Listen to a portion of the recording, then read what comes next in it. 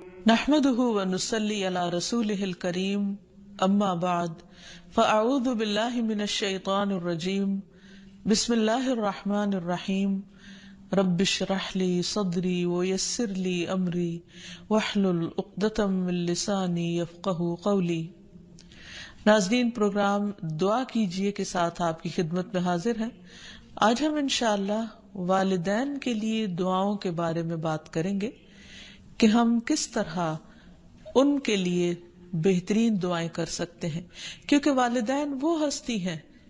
جن کے احسانات ہم پر سب سے زیادہ ہیں۔ ان کے احسانات کا بدلہ ہم چکا نہیں سکتے، لیکن ہاں ایک صورت ہے کہ ہم ان کے لیے زیادہ سے زیادہ دعائیں کریں، خصوصاً اس وقت جب وہ دنیا سے جا چکے ہوں اور ہم ان کے لیے کسی قسم کی کوئی جسمانی خدمت یا مالی خدمت یا کسی اور طریقے سے کوئی مدد ان کی نہ کر سکتے ہوں۔ اللہ سبحانہ تعالیٰ کو دعا کرنا بہت پسند ہے۔ اللہ تعالیٰ فرماتے ہیں وَقَالَ رَبُّكُمُ ادْعُونِي أَسْتَجِبْ لَكُمْ، اور تمہارے رب نے فرمایا کہ مجھ سے دعا کرو، میں تمہاری دعا قبول کروں گا۔ تو اللہ سبحانہ تعالیٰ نے خود ہمیں حکم دیا ہے کہ مجھ سے مانگو، تو ہمیں اللہ سبحانہ تعالیٰ کی اطاعت کرتے ہوئے مانگتے رہنا چاہیے۔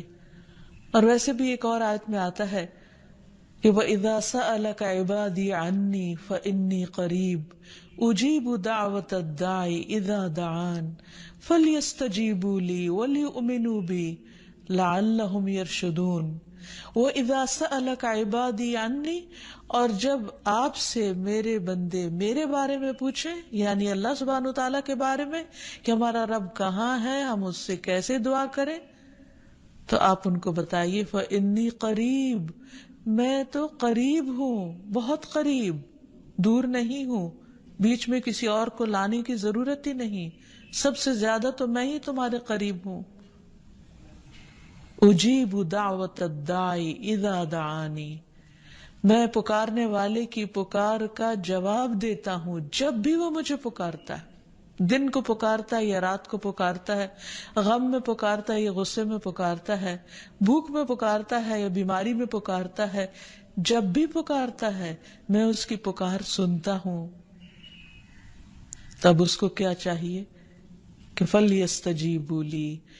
چاہیے کہ وہ بھی میری بات مانے، یعنی اگر وہ چاہتے ہیں کہ ان کی دعائیں سنی جائیں تو انہیں میری اطاعت کرنی چاہیے۔ وَلْيُؤْمِنُوا بِي، اور چاہیے کہ مجھ پر ایمان لائیں، مجھ پر اعتماد کریں، مجھے اپنا رب مان لیں، لَعَلَّهُمْ يَرْشُدُونَ، شاید کہ وہ سیدھی راہ پائیں، ان کو صحیح راستہ مل جائے۔ ہوتا یہ ہے کہ جب انسان کی زندگی میں کوئی مشکل آتی ہے تو اس کے پیچھے کوئی مقصد ہوتا ہے، کوئی حکمت ہوتی ہے۔ اللہ سبحانہ تعالیٰ اپنے بندے کو اپنے اور قریب کرنا چاہتا ہے،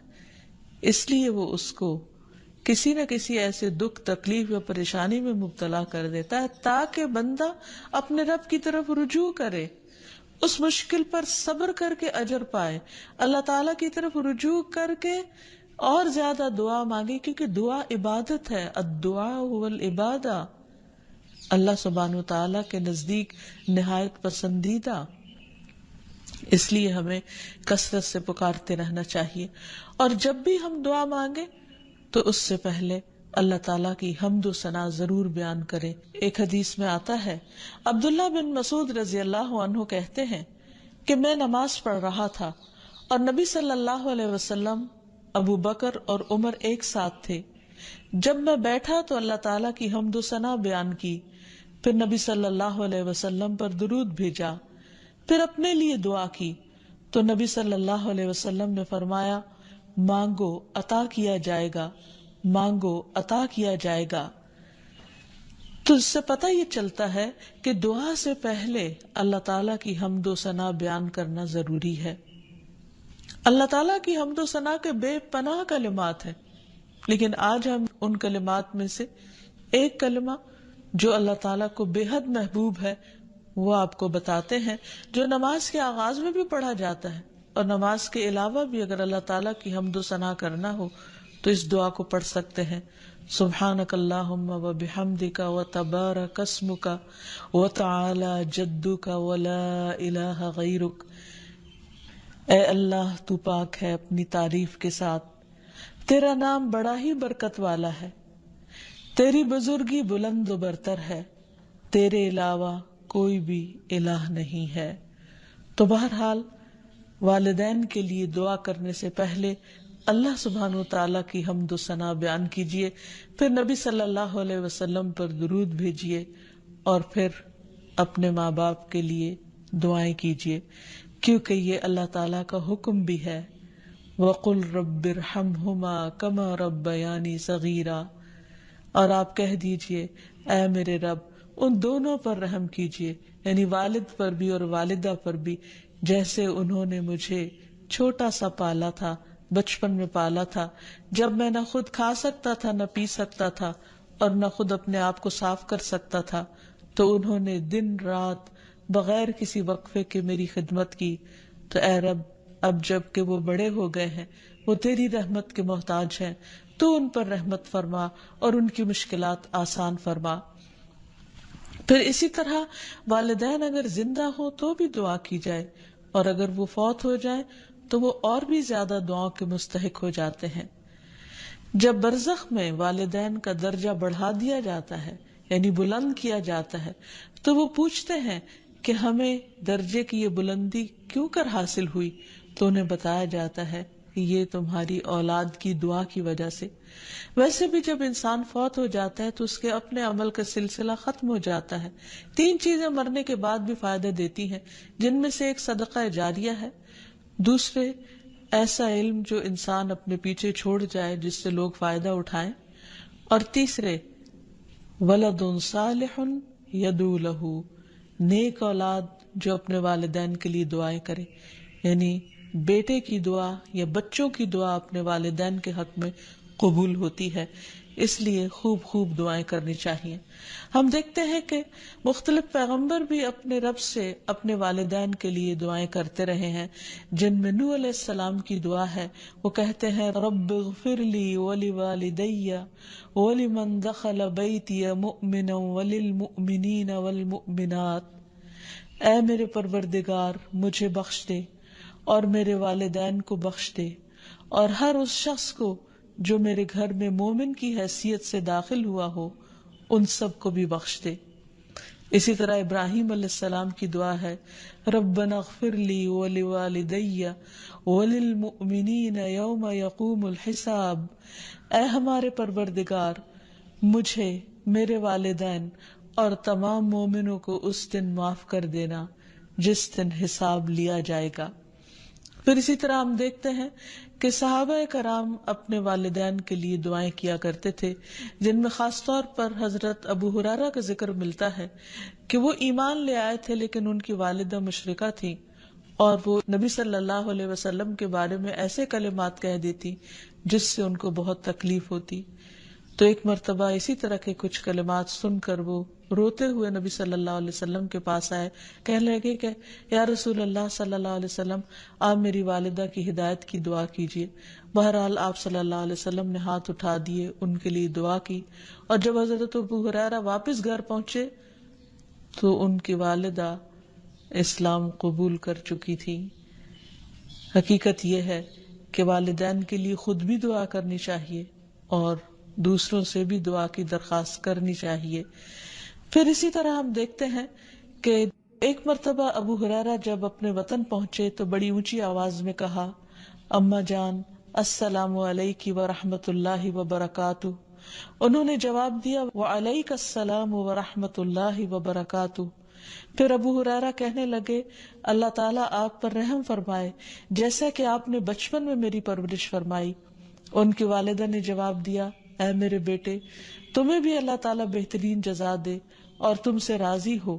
جیسا کہ تم نے میرے ساتھ بڑھاپے میں نیک سلوک کیا۔ حقیقت یہ ہے کہ ہم پر انسانوں میں سے سب سے بڑا احسان ہمارے والدین کا ہے۔ اللہ سبحانہ وتعالیٰ نے اپنے حق کے بعد سب سے بڑا حق ہمیں والدین ہی کا بتایا ہے۔ اللہ تعالیٰ نے بنی اسرائیل سے پکا عہد لیا تھا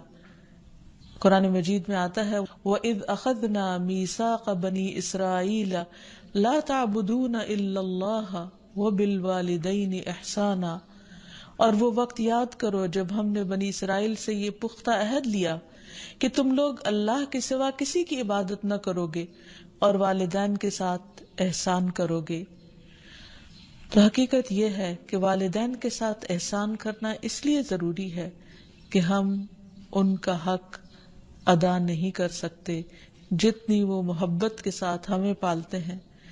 بچے والدین کی خدمت عزت کرتے بھی ہیں تو بعض اوقات مشکل میں پڑ کر بد دلی کے ساتھ، اس محبت کے ساتھ نہیں جو والدین کی محبت اپنی اولاد کے لیے ہوتی ہے، اور وہ ہر کام خوشی خوشی کرتے ہیں۔ والدین اپنے بچوں کے بڑا ہونے کی دعائیں مانگتے ہیں، لیکن جب والدین بوڑھے ہو جاتے ہیں تو بچے ان کے خیر و عافیت کے ساتھ دنیا سے رخصت ہونے کی دعائیں مانگتے ہیں۔ اور پھر والدین میں سے بھی خاص طور پر ماں کا حق ادا کرنا اور بھی زیادہ ضروری ہے، کیونکہ باپ کے مقابلے میں بچے کی پیدائش، تعلیم اور تربیت میں ماں کا حصہ اور ہاتھ زیادہ ہوتا ہے، وہ تکلیفیں بھی زیادہ اٹھاتی ہے۔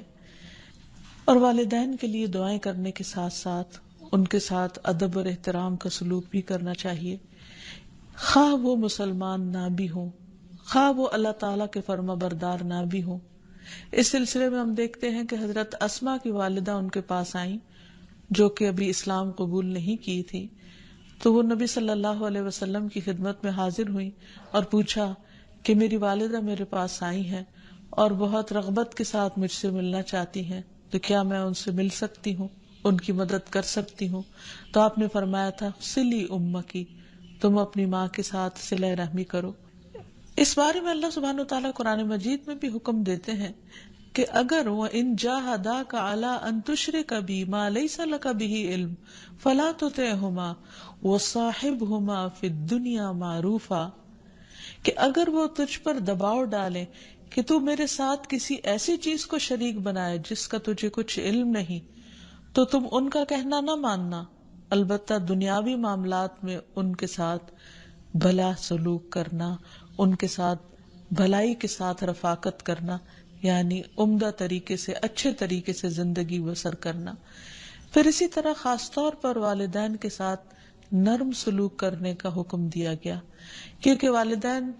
جو عمر میں بڑے ہوتے چلے جاتے ہیں یا جس طرح ان کی قربانیاں زیادہ ہوتی ہیں تو وہ اپنی اولاد سے زیادہ ایکسپیکٹ بھی کرتے ہیں، تو انہیں بچوں کی طرف سے ملنے والی چھوٹی سی تکلیف بھی بہت ناگوار ہوتی ہے، تو اس لیے خاص طور پر ایکسٹرا کیئر کی ضرورت ہے والدین کے ساتھ معاملہ کرتے وقت، یعنی گفتگو میں بھی، پوسچر میں، رویے میں، معاملے میں، ہر چیز میں نرمی برتنے کی ضرورت ہے۔ اس سلسلے میں اللہ تعالیٰ فرماتے ہیں وَاخْفِضْ لَهُمَا جَنَاحَ الذُّلِّ مِنَ الرَّحْمَةِ وَقُلْ رَبِّ ارْحَمْهُمَا كَمَا رَبَّيَانِي صَغِيرًا، اور ان پر رحم کرتے ہوئے انکساری کے ساتھ ان کے آگے جھکے رہو اور ان کے حق میں دعا کرو کہ اے میرے رب ان پر رحم فرما جیسا کہ انہوں نے بچپن میں مجھے محبت اور شفقت کے ساتھ پالا تھا۔ اس سلسلے میں ہمیں ایک روایت میں یہ بھی ملتا ہے، عبداللہ بن مسعود کہتے ہیں کہ ایک شخص نے نبی صلی اللہ علیہ وسلم سے پوچھا کہ کون سا عمل سب سے افضل ہے؟ آپ نے فرمایا وقت پر نماز پڑھنا اور والدین کے ساتھ نیکی کرنا، پھر اللہ کے راستے میں جہاد کرنا، یعنی سب سے پہلا کام نماز، اور پھر انسانوں میں سے والدین کے ساتھ حسن سلوک۔ لیکن عام طور پر والدین کو اولاد کے ساتھ شکایت ہی رہتی ہے، کیونکہ بعض اوقات لوگ نماز بھی پڑھ لیتے ہیں، صدقہ خیرات بھی کر لیتے ہیں، لوگوں کے ساتھ اچھی طرح بھی معاملہ کر لیتے ہیں، لیکن والدین کے ساتھ ان کا وہ شفقت اور محبت کا معاملہ نہیں ہوتا جس کو وہ ڈیزرو کرتے ہیں۔ آپ دیکھیں کہ آیت میں کتنی تاکید کے ساتھ کہا جا رہا ہے کہ وَاخْفِضْ لَهُمَا جَنَاحَ الذُّلِّ، کہ تم اپنے پر یعنی اپنے کندھے ان کے سامنے عاجزی اور انکساری کے ساتھ جھکا کے رکھو، یعنی جب ان کے سامنے بیٹھو یا کھڑے ہو یا بات کرو تو اس وقت بھی تمہارے اندر ایک خاص قسم کا جھکاؤ ہونا چاہیے۔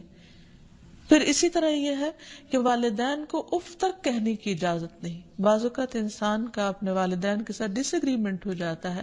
کسی بات پر اختلاف ہو سکتا ہے، وہ دین کا معاملہ ہو سکتا ہے، وہ دنیا کا معاملہ ہو سکتا ہے، وہ سوچ کا فرق ہو سکتا ہے، وہ جنریشن گیپ ہو سکتا ہے، وہ کوئی بھی چیز ہو سکتی، لیکن اس میں اولاد کو یہ حق نہیں دیا گیا کہ وہ والدین کے ساتھ بدتمیزی کرے.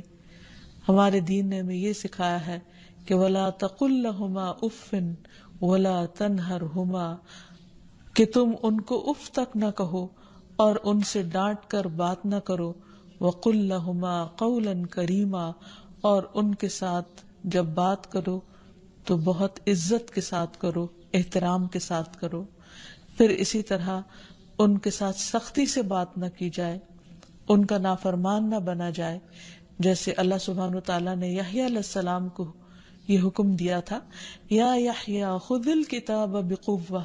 وآتیناہ الحکم صبیا وحنانا من لدنا وزکاة وکان تقیا وبرا بوالدیہ ولم یکن جبارا عصیا. اللہ تعالیٰ نے یحییٰ علیہ السلام کو بچپن میں ہی حکم دیا کہ اے یحییٰ، کتاب کو یعنی تورات کو مضبوطی سے پکڑ لو، اس پر مضبوطی سے عمل پیرا ہو جاؤ. اور ہم نے اسے بچپن میں ہی قوت فیصلہ عطا کی، اور ہم نے اسے اپنی مہربانی سے نرم دل اور پاک سیرت بنایا، اور وہ فی الواقع پرہیزگار تھے اور اپنے والدین سے ہمیشہ اچھا سلوک کرتے تھے. یہ قرآن مجید کی گواہی. اور کسی وقت بھی جابر اور نافرمان نہ ہوئے، یعنی انہوں نے کبھی بھی اپنے والدین کے ساتھ بدتمیزی نہیں کی، سختی نہیں کی، بد اخلاقی نہیں کی. پھر اسی طرح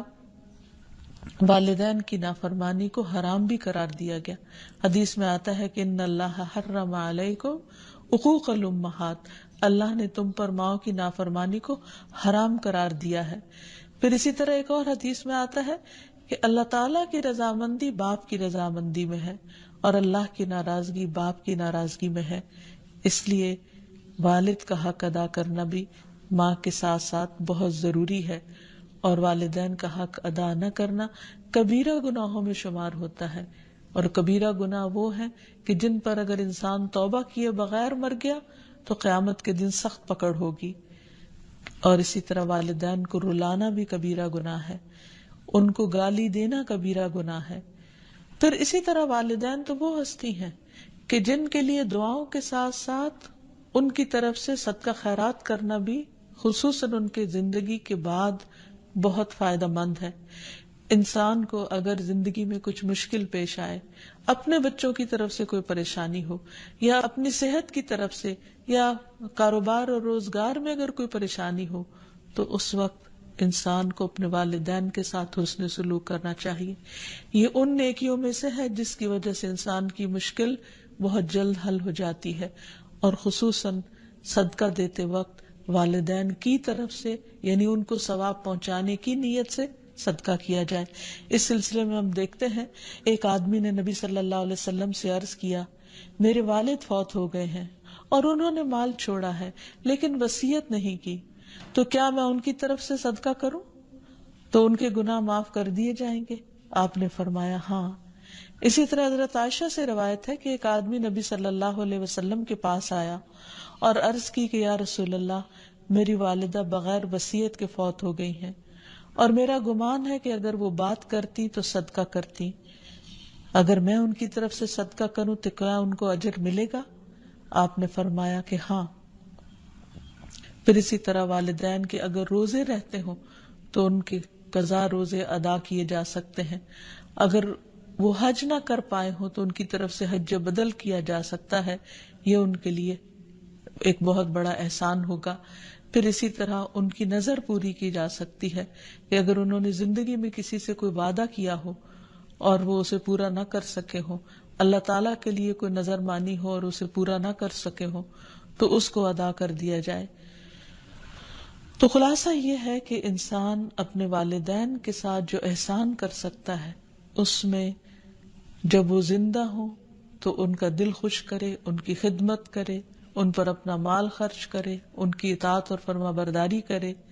خواہ وہ اللہ کے فرما بردار ہوں یا نہ ہوں، ان کے ساتھ حسن سلوک کرتا رہے. جب وہ فوت ہو جائے تو ان کی طرف سے صدقہ خیرات کرے،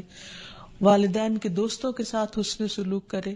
اور اس کے ساتھ ساتھ ان کے لیے خوب خوب دعائیں کرے. اور خصوصاً یہ مختصر سی دعا جو اللہ سبحانہ وتعالیٰ نے خود حکم دیا ہے کرنے کو، رب ارحمہما کما ربیانی صغیرا، اس دعا کی خوب خوب تکرار کرے اور ان کی بخشش کی بھی دعا کرے. اور آخر میں ہم سب دعا کرتے ہیں اپنے والدین کے لیے کہ اللہ تعالیٰ ان پر اپنی رحمتیں فرمائے اور ان کو اپنا پسندیدہ بنا لے، اور اگر وہ دنیا سے جا چکے ہیں تو انہیں جنت میں اعلیٰ مقامات عطا فرمائے. وآخر دعوانا ان الحمد للہ رب العالمین. السلام علیکم ورحمۃ اللہ وبرکاتہ.